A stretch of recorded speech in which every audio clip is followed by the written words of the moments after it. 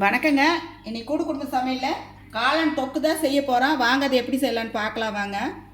ஒரு பாத்திரத்தை வச்சு எண்ணெய் ஊற்றிக்கலாம். சோம்பு தழைச்சிக்கலாங்க. நல்லா பொடியாக நறுக்குன சின்ன வெங்காயம் 2, கொஞ்சம் உப்பு, பொடியாக நறுக்குன தக்காளி பழம் வந்து ஒரு 3 தக்காளி பழம் போட்டுக்கலாம். இஞ்சி பூண்டு பேஸ்ட் வந்து 1 ஸ்பூன் போட்டுக்கலாங்க. மஞ்சத்தூள் கொஞ்சம் போட்டுக்கலாங்க. 4 பச்சை மிளகாய் வந்து கீறி வச்சுருக்கிறேன், இது போட்டுக்கலாங்க. கருவேப்பிலை நல்லா ஒரு தொக்கு பதத்துக்கு வந்துருச்சு பாருங்கள். மட்டன் மசாலா, மிளகாத்தூளுங்க, இது 2ஐயும் போட்டுக்கலாம். நான் தண்ணியெல்லாம் எதுவுமே ஊற்றலைங்க.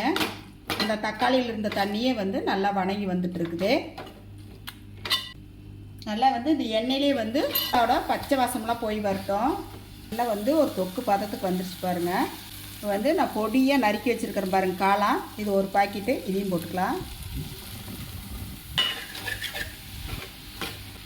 நான் இந்த காளான் தொக்குக்கு வந்து தண்ணி எல்லாம் எதுவுமே ஊற்றலை. சூப்பராக வந்து நம்ம காளான் தொக்கு வந்து சூப்பராக ரெடி ஆகிடுச்சு பாருங்கள். ரெடி ஆகிடுச்சுங்க காளான் தொக்கு.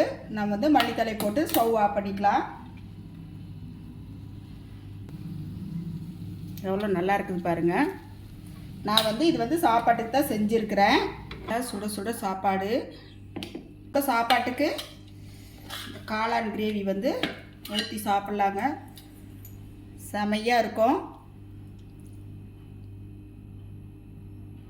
எல்லோரும் வாங்க சாப்பிட்லாம். வாங்க நீங்களும் வந்து உங்கள் வீட்டில் இந்த மாதிரி செஞ்சு சாப்பிட்டு பார்த்துட்டு எப்படி இருக்குன்னு சொல்லி சொல்லுங்கள். எங்கள் வீடியோ பிடிச்சிருந்தா லைக் பண்ணி ஷேர் பண்ணுங்கள். நன்றிங்க.